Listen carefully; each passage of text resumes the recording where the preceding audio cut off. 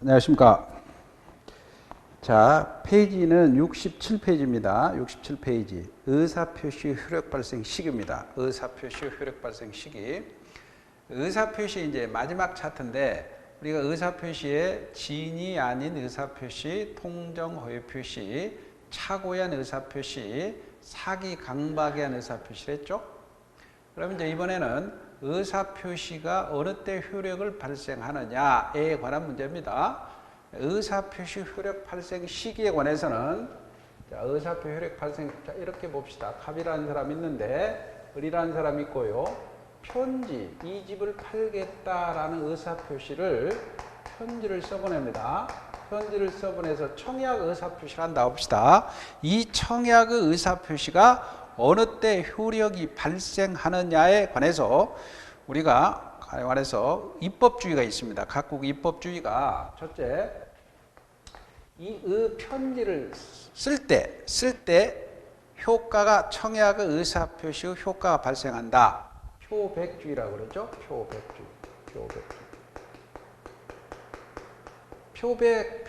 표백제 이런 표백제가 아니고 의사표시를 편지에 쓸 때 효력이 발생한다라고 하는 게 표백주의인데 아니다. 편지를 써서 우체통에 투입할 때 의사표시의 효력이 발생한다. 이게 발신주의라고 합니다. 발신주의. 아니다. 의사표시가 상대방의 영역내에 들어가서 도달했을 때 효력이 발생한다의 주의를 도달주의라고 해요. 도달주의. 아니다. 의사표시, 그 청약의 의사표시를 상대방이 바꿔서 읽었을 때, 읽다, 요지죠, 요지. 읽었을 때 효력이 발생한다는 주의를 요지주의라고 해요. 요지. 어떤 사람이 요지 주세요. 그러면 이쑤시개가 아닙니다. 요지는 읽었을 때 효과가 발생한다. 그런데 우리 민법은 111조에서 도달주의가 원칙이고 이게 원칙이란 말이죠. 그 다음에 예외적으로 발신주의를 취하고 있습니다. 예외적으로 도달주의가 원칙이다. 이게 지금 거기 67페이지를 보세요. 67페이지 보니까 111조라는 조문이 나오죠. 111조. 상대방 있는 의사표시는 통지가 상대방에게 도달에 동원합니다. 도달이죠. 도달한테 효력이 생깁니다. 이 항은 자, 표의자가 편지 붙인 사람이 통지를 발한 후 편지를 붙인 후 사망해버려요. 사망해 행위 능력이 상실한다. 즉 제한 능력자가 된다는 겁니다. 상실하도 효력에 영향을 미치지 않는다. 말은 편지를 쓰고 나서 즉 제한 능력자가 된다. 제한 능력자가 된다 하더라도 이 편지 효과는 있다는 거예요. 즉 사망하거나 제한 능력자가 된다 손치더라도 자, 제한 능력자 편지를 붙이고 나서 실실 웃고 돌아다녀요. 아니면 완전히 치매가 걸려버렸어요. 그렇더라도 편지 효과는 있다 없다? 있다는 얘기죠. 그거죠? 거기 보면 거기 양가로 2번에 상대방 있는 단독행위 원칙입니다. 도달주의입니다. 기억, 도달이란 통지가 상대방의 지배권 내에 들어가서 그가 알 수 있는 객관적 상태가 된 때를 의미하고 반드시 수령을 요할 것은 아니다. 자, 넘겨보세요. 도달주의가 원칙이다. 다음에 예외적으로 발신주의입니다. 예외적으로 발신주의는 나중에 배울 겁니다. 112조, 113조가 있습니다. 112조. 자, 문제는 자, 이 사람이 편지를 붙였는데 이 상대방 받는 사람이 제한 능력자예요. 이게 제한 능력자. 받는 사람이 제한 능력자요. 제한 능력자 미성년자 하피 한정 후견이 피성년 후견이단 말이에요. 그럴 때 이 제한 능력자를 보호하기 위해서 편지 붙인 사람은 도달을 주장할 수 없다는 겁니다. 도달을 주장할 수 없다. 그러나 제한 능력자가 도달을 주장하는 건 상관없겠죠. 그러나 편지를 붙였는데 수령자가 제한 능력자다. 그러면 편지 붙인 사람이 도달을 주장할 수 없다는 거죠. 그러나 제한능력자 곁에는 법정대리인이 있습니다. 법정대리인. 미성년자라면 부모가 도달을 알 때는 도달을 주장할 수 있겠죠. 후견인, 즉 피한정 후견인, 피성년 후견이더라도 후견인이 알 때는 도달을 주장할 수 있겠죠. 이게 제한능력자 법정대리인 이런 말이 나오죠. 거기 근거조문 112조를 보니까 의사표시 상대방 일을 받은 때 제한능력자인 경우에는 의사표시로서 대항 못한다. 즉 도달을 주장할 수 없다는 거죠. 그러나 법정대리인이 도달을 안 후에는 그러하지 아니하다. 도달을 주장할 수 있다는 거죠. 그 다음에 이제 113조가 나오는데, 자, 이 사람 편지를 붙였어요. 근데 과실 없이 상대방의 주소 알 수가 없어요. 이럴 때 이용하는 제도가 공시송달 제도라 그래요. 공시송달.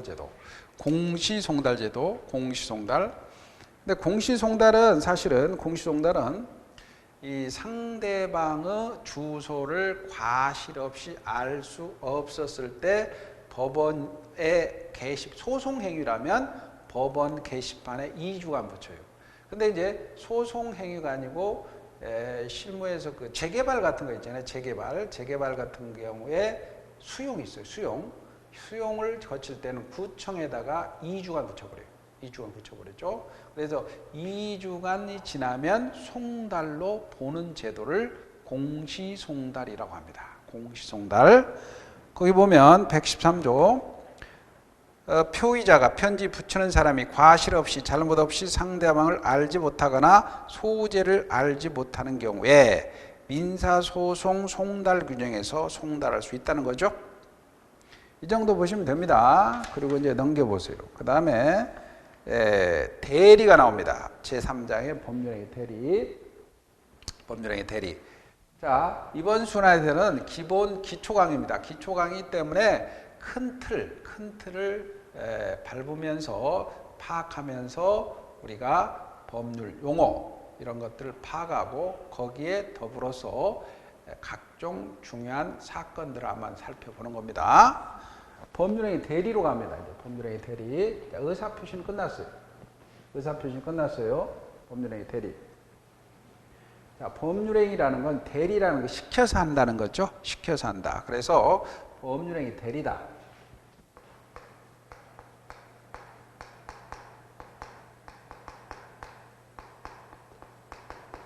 법률행위 대리는 가령 갑이라는 사람이 있다. 이 집을 자, 자기가 시간이 없으니까 친구한테 시켜요. 대리권을 줘요. 친구야, 대리권을 수여합니다. 대리권 수여해서 네가 누구한테 팔아라. 이렇게. 그래서 대리인이 누구한테 팔 건지를 결정해서 대리 행위를 한다는 거예요. 그래서 그 효과, 이게 상대방입니다. 사는 사람. 그리고 그 효과가 대리 효과가 매매 효과죠. 여기서는 매매를 시킨다. 효과가 본인에게 귀속하는 겁니다. 그러면 사실 매매라는 법률 행위를 대리인이 하는 거예요. 근데 매매라는 법률 행위 효과는 재산권 이전과 대금 지급이죠. 그러면 결국은 행위는 대리인이 하지만 효과, 재산권 이전과 대금 지급은 본인에게 귀속하는 겁니다. 그렇기 때문에 대리에서는 이렇게 삼명관계, 대리권, 대리행위, 대리효과 이런 문제가 발생하죠. 그래서 대리 제도는 대리인이 이 개념 반드시 기억해야 돼요. 대리인이 본인의 이름으로 법률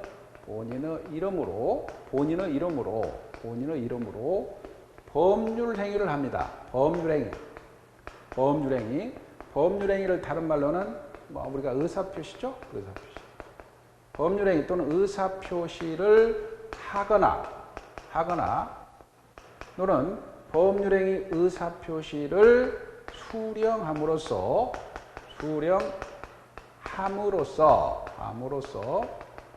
그 법률 효과를 아까 매매 효과는 재산권 이전과 대금 지급이라고 그랬죠? 그 법률 효과를 본인에게 귀속시키려는 제도다. 귀속시키려는 제도를 대리라고 한다. 이 대리 개념은 반드시 파악해야 돼요. 오늘 나중에 마지막에 복대리 개념과 서로 또 대비해야 되니까 본인 이름으로 현명이란 말이야. 현명해야 돼요. 현명. 자, 대리. 나는 계약서에 대리행할 때 갑대리 의리료라고 본인을 위한 것임을 표시하는 게 현명입니다. 본인을 위한 것임을 표시하라. 그 다음에 이게 법률행위 대리란 말이에요. 법률행위. 우리 법률행위 배웠잖아요. 법률행위 대리다. 그러니까 불법행위라든가 사실행위는 대리가 허용되지 않아요. 그래서 법률행위를 한다. 능동이죠. 한다는 건 능동. 고등학교에 능동태, 수동태 배웠죠? 능동대리. 수령한다는 것은 상대방으로부터 의사표시를 받으니까 수동대리라고 하죠. 수동대리. 그 다음에 모든 효과는 법률 효과를 본인에게 귀속시킨단 말이에요. 귀속시키려는 제도입니다. 본인이 이익이 되든 불이익이 되든 따지지 않아요. 모든 효과가 본인에게 귀속되면 대리가 허용되는 겁니다. 그래서 대리라는 것은 대리인이 따라서 해보세요. 안 따라서 하네.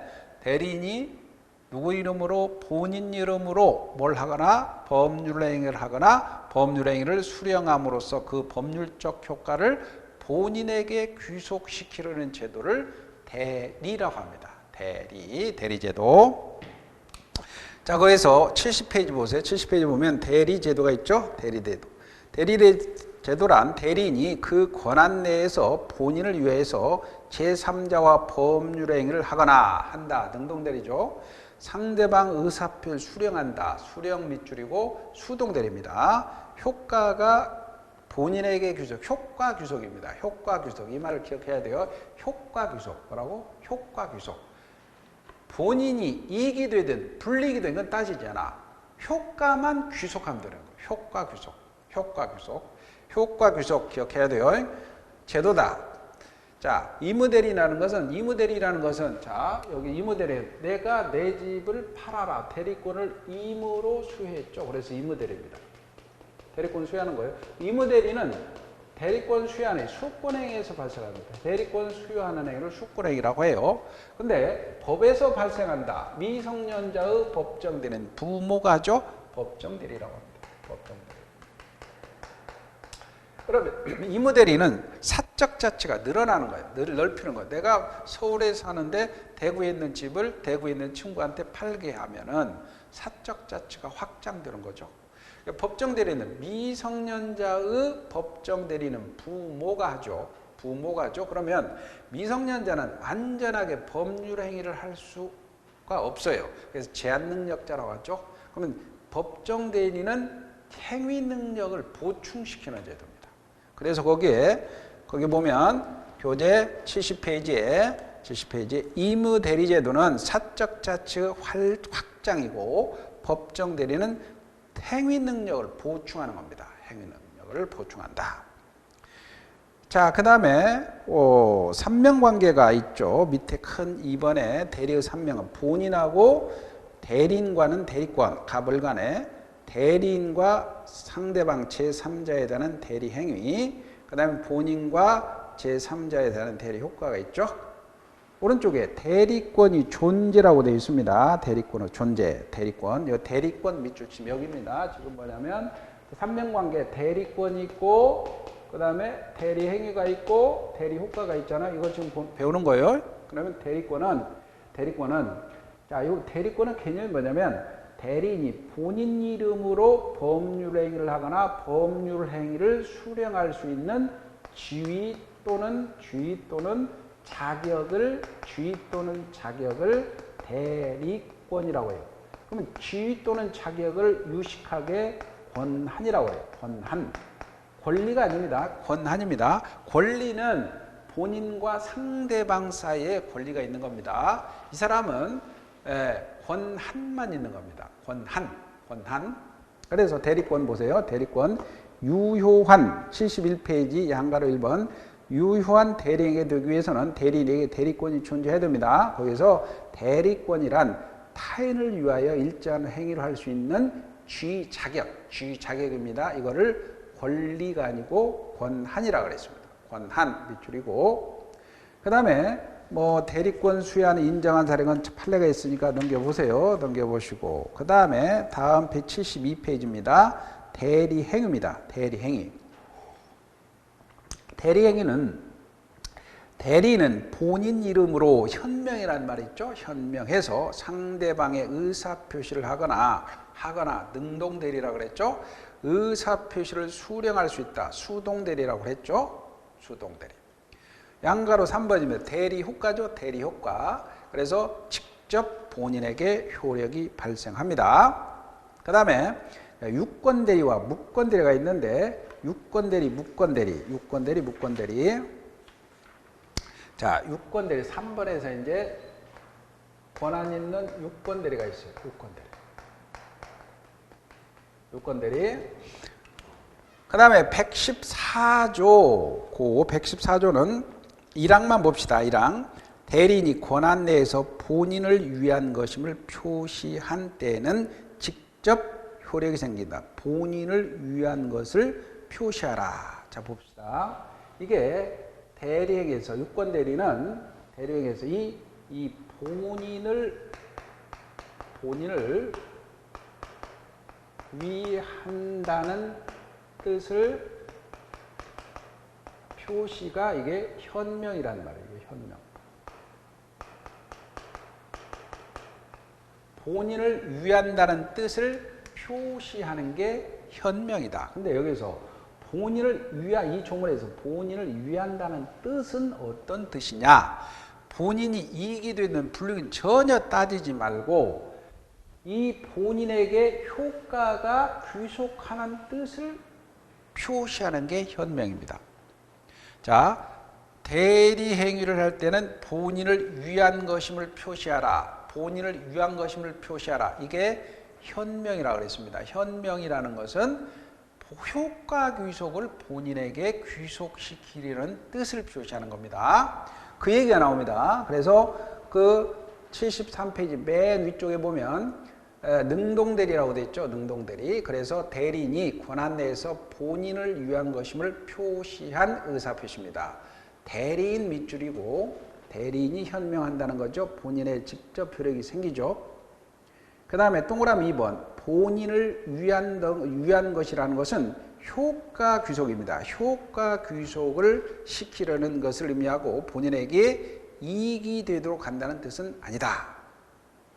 그 다음에 이제 넘겨보세요. 능동대리 밑줄 하나 있고 수동대리 넘어가시고 다음 페이지에 양가로 3번 본인을 위한 것임을 표시하지 아니한 행위. 자, 능동대리든 수동대리는 현명을 해야 돼요. 본인을 위한 것임을 표시해야 되는데 가령 갑이라는 사람이 이 집이 있단 말입니다. 근데 팔아라 했는데 대리인이 팔 때 나는 갑대린 의리요 라고 대리하면서 본인을 위한 것을 현명해야 되는데 현명하지 않아 버렸어요. 현명하지 않았어. 그럴 때 이때는 뭡니까? 이게 이렇게 하지 않고 계약서에 이렇게 을만 표시했어요. 이렇게 을만 표시했어요. 그럴 때는 일단은 상대방이 네가 본인이니까 네가 책임지라 라고는 스스로 책임져야 된다. 이걸 어떻게 근거조문에서 본인을 위한 것임을 표시하지 아니한 때는 대리인이 대리인을 자신 위한 것으로 본다. 본인을 위한 것을 표시하지 않았다. 즉 갑대린 을이라고 표시하지 않고 을이라고 표시했을 땐 을이 책임지라 이게 을이 책임지라 궁극적으로. 자, 대리인 자신을 위한 것으로 본다. 이 본다는 것은 간주한다. 이런 법률 용어입니다. 간주한다. 근데 이게 반대 개념이 이제 추정한다 이런 개념이 있어요. 추정이다. 법조문에서 추정이라는 것은 나중에 반대 증거를 대서 깨트릴 수 있어요. 추정이. 근데 본다, 간주한다는 것은 나중에 반대 증거를 대서 깨트릴 수가 없어요.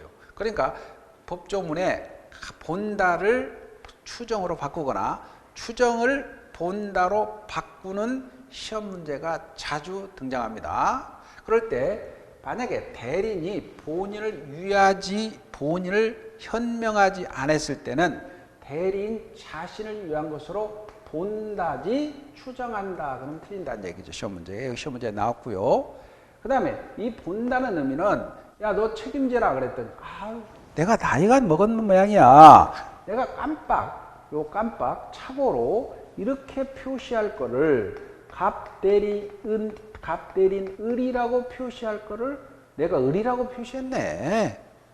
요거 착오로 취소하자라고 주장 못 한다는 거죠. 착오로 취소하자. 아시겠죠? 그래서 본인을 위한 것임을 표시하지 않을 때는 대리인 자신을 위한 것으로 보는데 이때 대리인 자신을 위한 것으로 본다는 의미는 간주한다는 의미와 같다.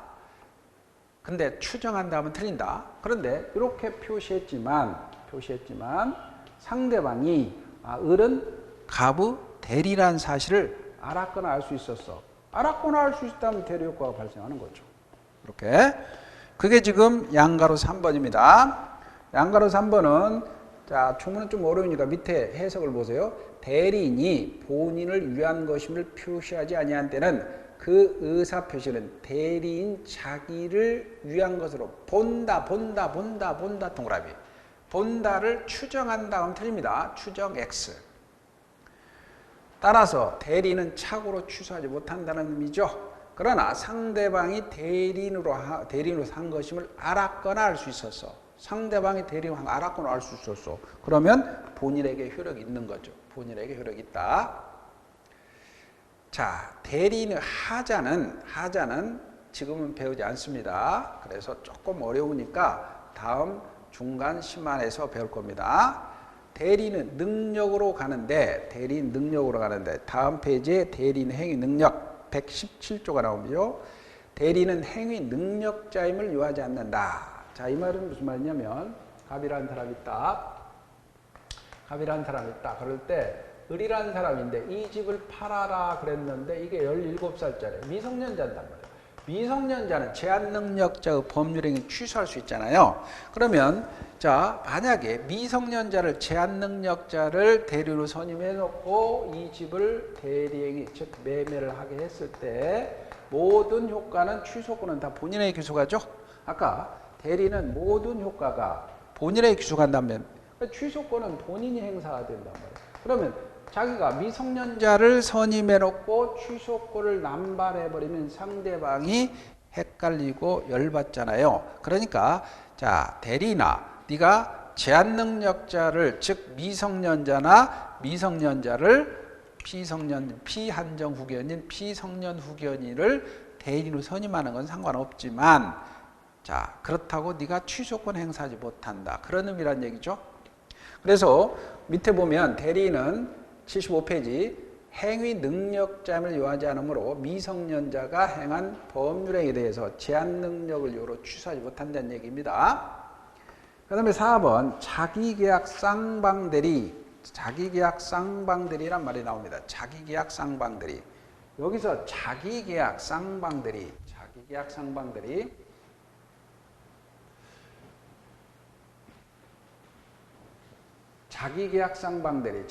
쌍방대리인데 보세요. 여기서는 갑이라는 사람이 있는데 내 집을 팔아줘라고 대리인한테 대리권을 수여했더니 대리인이 스스로 사는 거야. 자기계약입니다. 이게 대리인이 스스로 사는 거를 자기계약이라고 해요.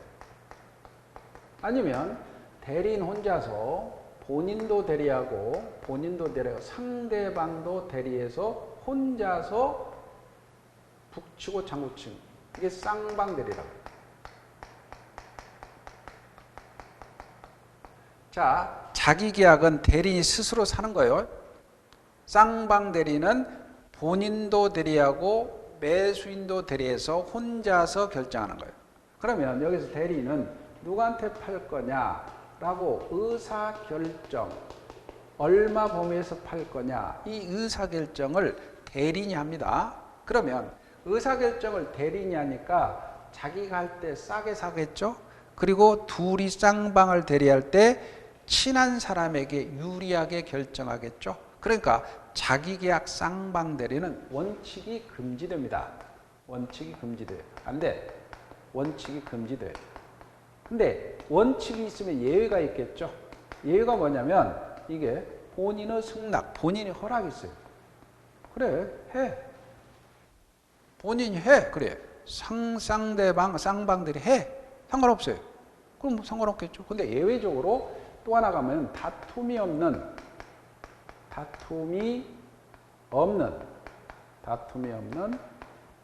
채무이행은 할 수가 있다는 거예요. 그게 다툼이 없는 채무의 대표적인 게 등기 신청이에요. 등기 신청이에요. 판례가 법무사가 매도인도 대리하고 매수인도 대리해서 쌍방으로 등기 신청해 버리죠. 다툼이 없죠. 채무 이행에 준하는 행위니까. 그래서 자기 계약이라는 것은 대리인이 스스로 법률 행위를 하는 겁니다. 쌍방 대리는 대리인이 본인도 대리하고 상대방도 대리해서 법률 행위를 하는 거, 대리 행위를 하는 거예요. 근데 이거는 본인의 이익을 해야 하기 때문에 원칙적으로 금지됩니다. 그러나 본인의 승낙, 허락이 있거나 다툼이 없는 채무 이행은 자기계약 쌍방 대리가 허용된다. 여기까지. 그래서 4번 보세요. 4번 보면 자, 조문 밑에 자기계약 쌍방 대리는 본인에게 손해가 발생할 우려가 있기 때문에 원칙적으로 금지됩니다. 그러나 예외적으로 본인의 승낙이 있거나 다툼이 없는 채무 이행은 허용되죠. 자, 밑에 위에 124조를 봅시다. 대리는 본인의 허락이 없으면 자기를 위하여 자기와 법률행위를 하거나 자기와 법률행위를 한다는 게 자기계약입니다. 동일한 법률행위에 관해서 쌍방 대리 못하죠. 그러나 채무이행을 할 수 있다. 그러면 두 가지 예외가 본인의 허락, 채무이행이죠. 넘어갑시다. 그 다음에 공동대리, 대리권 남용 이런 부분이 나오죠. 자, 공동대리는 여러 사람을 갖다가 대리인으로 선임하는 겁니다. 공동대리는 여기서 이제 공동대리는 갑이라는 사람이 있는데 야, A, B 두 사람을 대리인으로 선임했어요. 공동대리죠. 그럼 공동대리는 원칙이 대리인이 여러 사람이라면 각자 대리가 원칙이에요. 각자 대리. 이거 시험 문제 가끔 나옵니다. 여러 사람이 대리라면 각자가 본인을 대리하는 거예요. 그런데 법률로 묶어버리거나 법률로 묶은 게 뭐죠? 미성년자의 법정 대리는 부모가 공동 대리한다. 법으로 묶어버렸죠. 법률로 미성년자의 대리는 부모가 공동 대리한다. 법으로 묶어버립니다.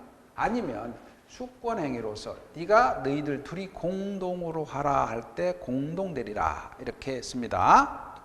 그래서 거기 공동 대리의 조문 밑에 공동 대리란 대리인이 수인인 경우를 의미하며 대리 방법은 각자가 본인을 대리하는 게 원칙이다. 밑줄이죠. 각자가 본인을 대리합니다. 그러나 수권행위나 법률 규정으로 공동으로 하도록 하는 경우는 공동대리다.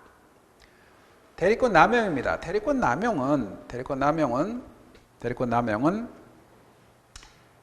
대리인이 권한 내에서 행위를 했는데 조심하세요. 대리라는 것은 효과가 본인에게 귀속시키려는 거죠. 본인에게 이익이 되든 불이익이 되든 따지지 않아요. 본인이 이익이 되든 불이익이 되든 따지지 않은데 본인에게 불이익이 되게끔 해버렸어요. 그게 대리권 남용이죠. 대리권 남용. 자, 대리권 남용은 한번 봅시다. 대리인이 대리권의 범위 내에서 했어요. 대리권의 범위 내에서 했어요. 내에서 했는데 그놈이 대리인 자신의 이익을 위해서 했거나 제3자의 이익을 위해서 했을 때 이게 대리권의 남용이라는 거예요. 대리권의 범위 내에서 했어요. 그런데 대리권의 범위 내에서 했는데 본인의 이익을 취하지 않고 스스로 이익을 취하거나 제3자의 이익을 주게끔 했을 때 대리권은 남용이라는 얘기죠. 남용. 남용은 자, 이런 사건 한번 봅시다. 명성그룹 사건이라고 해서 이 사건이 나왔는데 이 갑이라는 게 본인입니다. 본인인데 옛날에 이제 상업은행 우리은행이라고 했어요. 우리은행. 지금은 우리 옛날엔 상업은행이었죠. 성북구 해화동 지점이 있었어요. 성북구 해화동 지점에 여기에 직원이 있었다. 직원이 그러면 자 직원이 본인을 대리해서 입출입 수신을 하죠. 수신을 하죠. 그런데 이 직원이 즉 이 사람이 상업의 본인이라면 입출입 대리권 있는 일종의 대리인입니다. 그런데 A라는 명성그룹의 최모 회장하고 둘이 이렇게 짜고서 돈을 빼돌린다는 거예요. 그래서 이 사람한테 예금을 맡기면 시중금리 3배 내지 4배내 주면서 지금은 전자식인데 당시에는 수기식 통장으로 만들어요. 수기식 통장을 2개를 만들어도 그 돈을 이리 빼돌리는 거예요. 이 사람이 사업을 번창하죠. 번창해 하는데 문제는 이게 들통이 나죠. 들통이 나니까 이제 판이 커져 버리는 거죠. 그래서 이 사람은 다 구속되고 이 예금한 사람들이 있잖아요. 예금한 사람들이. 자, 돈을 내놔라. 이렇게 하는 거예요. 돈을 내놔라. 하는 거죠. 그러면 이쪽에서는 못 준다라는 거죠. 소송이 붙은 거예요. 그럼 이 사건을 보니까 보세요. 이 대리인, 직원이 본인의 대리권의 범위 내에서 했죠. 입출입 대리권이 있잖아요. 입금 받아서 본인한테 가지 않고 대리인 직원의 이익을 위해서나 제3자 이익을 위해서 했죠. 그럴 때 제3자 이익을 위해서 남용이 된다는 거예요. 그러면 남용은 이 사람들은 돈 줘, 못 줘 이렇게 소송이 붙어버렸잖아요. 그러면 이때는 해결할 근거 조문이 없어요. 그래서 이쪽 변호사인 대법관 출신 그 변호사가 107조를 봐라.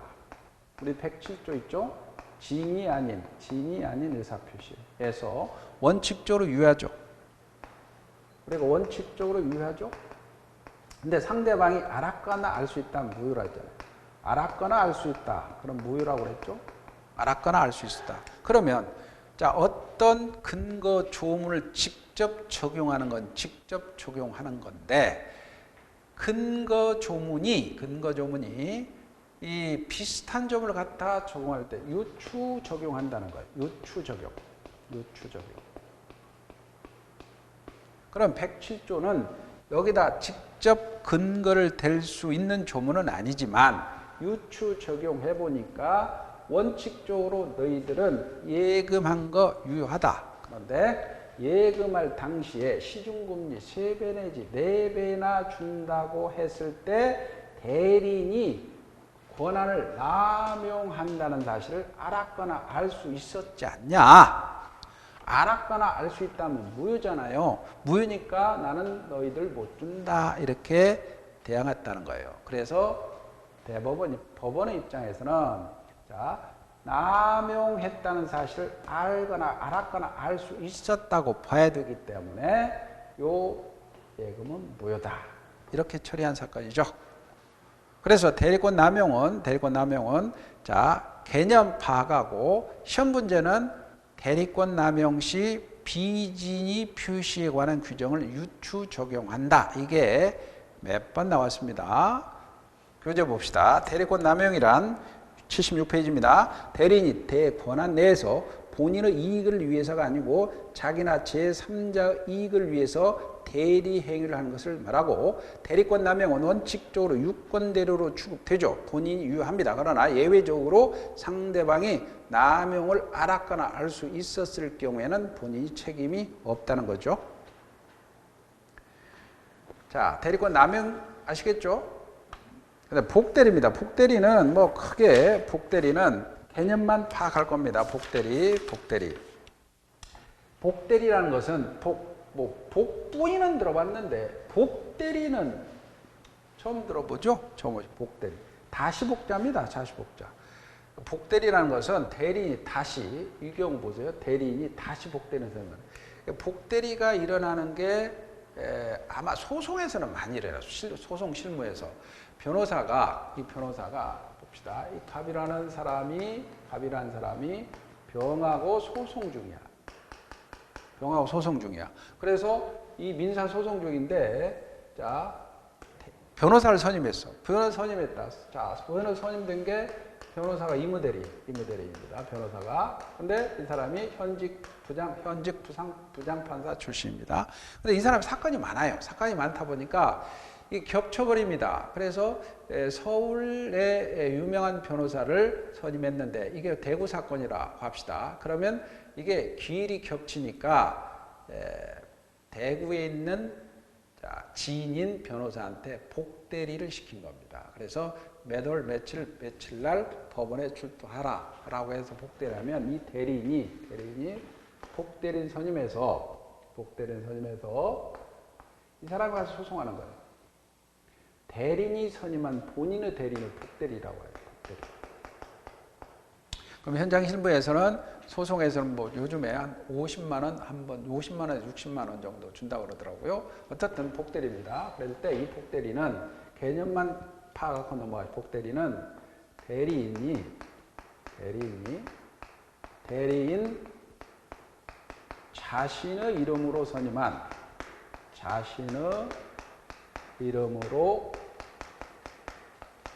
선임한 본인의 대리인이다.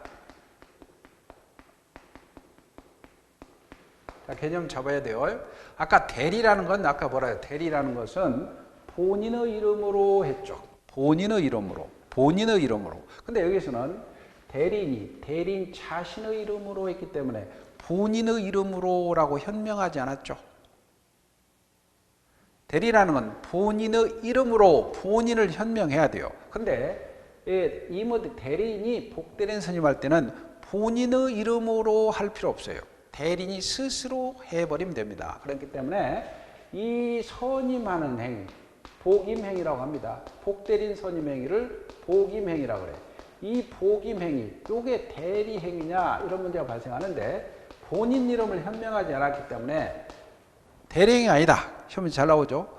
복대리인 선임행위, 복임행위는 대리행위가 아닙니다.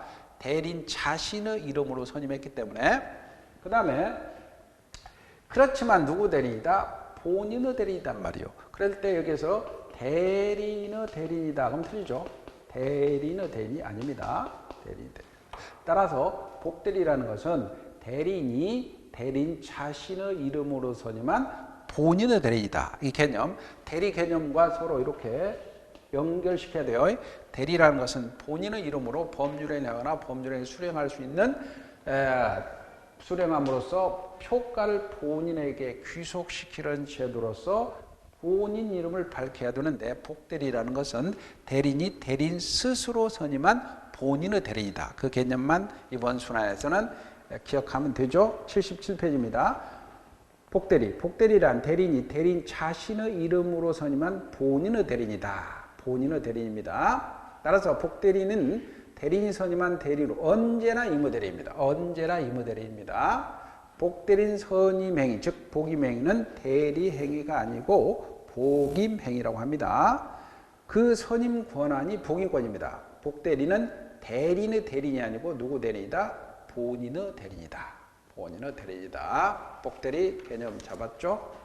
그 다음에 넘어가세요. 그 다음에 79페이지에 이제 이번 시간 마지막 부분이네요. 8. 권한이 불명한 경우 대리권의 범위라고 했어요. 대리권의 범위. 자, 이 부분은 대리권의 범위에서 야, 내 집을 좀 관리해 주어라고 나 외국에 한 5년간 나갔다 올게 해서 갑이라는 사람이 친구들한테 내 집을 좀 관리해 주어라고 했어요. 관리해 줘. 근데 관리행위는 이렇게 보존행위가 세 가지가 있다는 거죠. 보존행위가 있고, 이용행위가 있고, 계량행위가 있다는 거예요. 계량행위가 있다. 보존행위라는 현상을 유지하는 행위입니다. 현상 유지하는 행위. 현상 유지.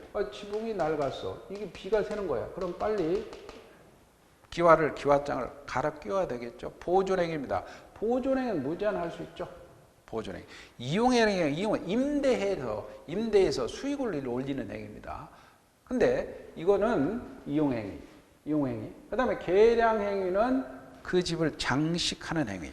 이런 것들은 이용행위, 계량행위는 성질이 변하지 않는 범위 내에서 가능합니다.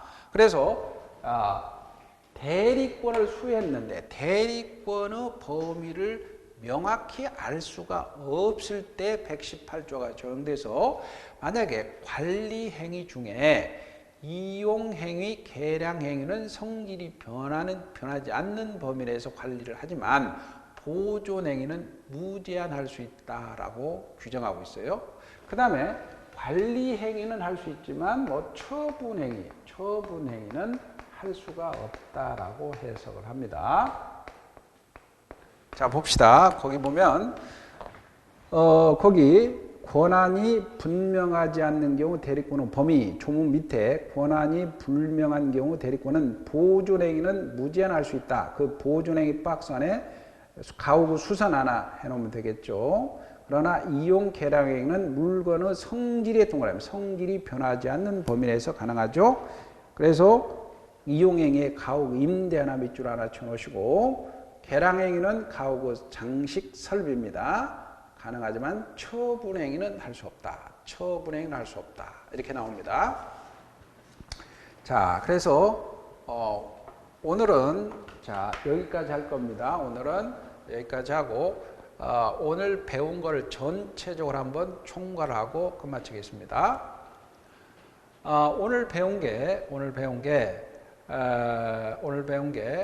법률행위 해석이 있었죠. 법률행위 해석 방법에 자연적, 규범적, 보충적 해석 방법이 있었습니다.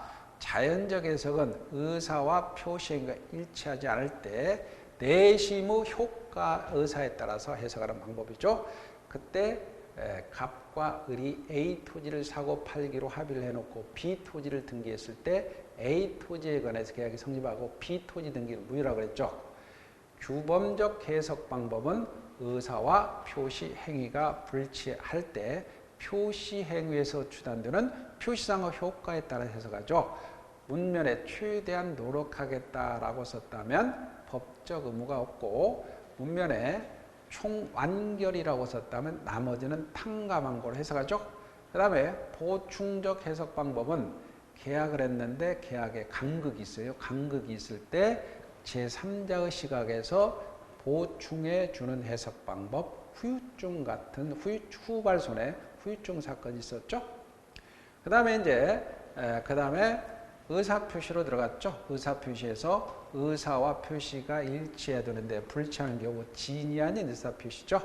진이한 의사표시는 원칙적으로 유효합니다. 그러나 상대방이 알았거나 악의적 알 수 있었다. 과실이죠. 무효죠. 그 무효를 가지고 모르는 제3자에게 제가 대항할 수 없었죠. 그때 어떤 사건이 있었죠? 여기에서 진이라는 것은 생각이고 진정으로 마음속에 바라는 상황 아니었죠. 그 다음에 사립대 조교수 사건에서는 상대방이 알았거나 알 수 있었다는 사실을 증거를 못 대서 복직이 안 됐죠. 근데 회사의 지시 강요에 따라서 사직서를 제출한 사건에서는 회사가 알았거나 알 수 있었기 때문에 복직이 됐죠. 그 다음에 요것과 연결되는 게 대리권 남용이었죠. 대리권 남용에서 대리인이 명성그룹 사건에서 자, 대리인이 권한 내 행위를 했지만 대리인 자신의 이익을 위하거나 제3자 이익을 위해서 일했을 때 원칙적으로 유효하지만 상대방이 알았거나 알 수 있다면 무효 처리됐죠. 그 다음에 이제 통정의 표시. 통정의 표시는 원칙적으로 무효죠. 그러나 그 무효를 가지고 제3자에게 행할 수 없는데 채권자가 강제 집행을 하려니까 채무자가 집을 짜고서 넘겼을 때 짠 행위는 무효죠. 그러나 이 짠 것은 불법이 아니라 그랬죠. 그러니까 불법 원인 급여에 해당되지 않으니까 언제든지 반환 청구할 수 있는데 만약에 제3자에게 넘겼을 때는 모르는 제3자에게 무효를 주장할 수 없죠. 근데 채권자가 열받잖아요. 열시키는 방법이 채권자가 야, 짠 거 무효니까 원상으로 회복시켜 라는 제도가 있는데 채권자 취소 소송 제도가 있었죠. 채권자 취소권이 있었죠. 그 다음에 착오가 있었습니다. 착오는 의사와 표시 불일치를 스스로 모르고 하는 건데 중요분으로 착오고 중대한 과실이 없어야 취소할 수 있죠. 그때 공장 사건이 있었죠. 공장 주인이 공장을 확장하려고 파세요 라고 했더니 그럽시다 라고 해서 사보니까 공장을 지을 수 없는 땅이더라. 그럴 때는 취소할라요 라고 중요분으로 착오는 자 공장 주인이 입증할 겁니다. 그럴 때 상대방이 판사라 무슨 소리냐 미리 알아보지 않은 건 중대한 과실 아니냐라고 주장해서 결론은 법원의 입장에서는 미리 알아보지 않은 건 중대한 과실이니까 취소할 수 없다. 이렇게 났죠. 그 취소는 처음부터 효과를 없애는 겁니다. 법률의 효과를. 그리고 그 취소로서 선의 제3자에 행할 수 없었고요. 그 다음에 사기 강박에 대한 의사표시가 있었죠. 사기 강박의 의사표시 취소할 수 있습니다. 그러나 제3자가 사기 강박을 했을 때 상대방이 알았거나 알 수 있었어야 취소할 수 있죠. 근데 취소로서 선의 제3자에 행할 수 없죠. 그게 이제 채무자가 은행에서 돈을 꾸는데 채무자가 보증인을 사기쳐서 보증계약을 보증인하고 은행하고 체결했죠. 그때 이 보증인이 은행을 상대로 보증계약을 취소하려면 채무자가 사기친 사실을 은행이 알았거나 알 수 있었던 것을 입증해서 취소할 수 있죠. 그 취소를 가지고 선의 제3자에게 행할 수 없었고요. 의사표시 효력 발생 시기는 자 도달주의가 원칙입니다. 도달주의가 원칙이죠. 근데 도달했을 때 만약에 발신 후 사망하거나 만약에 제한능력자가 되더라도 편지효과가 있었다 그랬죠. 그 다음에 만약에 발신을 했어요. 그런데 수령 무능력자야. 즉 제한능력자라면 도달을 주장할 수 없죠. 그러나 법정대인이 도달을 알았다면 도달을 주장할 수 있죠. 상대방 주소 거수를 알 수가 없어요. 그럴 때는 공시송달 제도를 이용하면 됩니다. 그 다음에 대리로 법률의 대리로 넘어갔죠. 대리라는 것은 자 대리권, 대리행위, 대리효과가 있었죠. 그래서 대리라는 것은 대리인이 본인의 이름으로 법률의 행위를 하거나 법률을 수령함으로써 그 효과를 본인에게 귀속시키려는 제도죠. 여기서 조심할 게 대리와 복대리 개념입니다. 복대리는 대리인이 대리인 자신의 이름으로 서지만 본인의 대리라고 그랬죠. 근데 대리라는 것은 대리인이 본인 이름으로 했잖아요. 본인 이름으로. 그렇기 때문에 현명을 하지 않았다는 점에서 대리와 복대리는 다르죠. 그 다음에 여러 가지가 있었죠. 그래서 대리권에서 대리권은 권한이지 대리 권리가 아니다. 권리가 아니다. 그 다음에 만약에 대리 행위에서는 본인을 위한 것처럼 현명해야 됩니다. 그러나 현명하지 않았어요. 그럴 때는 대리인 자기를 위한 것으로 보니까 추정한다 하면 틀린다 그랬죠. 그때 간주한다, 본다 같죠. 그럴 때 착오로 취소하지 못한다 그랬고 상대방이 알았거나 알 수 있다면 대리효과가 발생한다 그랬죠. 대리효과가 발생하죠. 그 다음에 이제 대리효과, 그 다음에 유권대리에서 능동대리, 수동대리가 있었는데 능동대리에서는 본인을 위한 것임을 대리인이 표시하는 게 현명이라고 그랬죠. 여기서 본인을 위한다는 것은 본인의 이익을 위하는 뜻이 아니고 효과 귀속을 표시하는 거다. 효과 귀속을 표시하는 거다. 수동대리는 상대방이 현명을 해야 되죠. 상대방이 현명을 해야 됩니다. 그 다음에 복대리가 있었고, 그 다음에 권한을 정하지 아니한 대리권의 범위는 관리행위 중에 보존행위는 무제한 가능하죠. 그러나 이용행위, 계량행위는 성질이 변하지 않는 범위에서만 가능하고 처분행위는 할 수 없다. 여기까지 오늘 배웠습니다. 다음 시간에 또 뵙도록 하겠습니다. 민법은 이해하고 반복입니다. 이해하고 암기하려고 하지 마시고 어떤 제도가 있을 때 이 제도가 현실에서 어떻게 활용되고 어떤 결정이 나서 법원이 어떤 판례가 났느냐 이렇게 조문과 그 다음에 사례와 판례를 유기적으로 연결시키면 재미있게 공부할 수가 있습니다. 그래서 암기하려고 마시고 이해를 하시고 반복하시기 바랍니다. 다음 시간에 또 뵙도록 하겠습니다. 수고하셨습니다.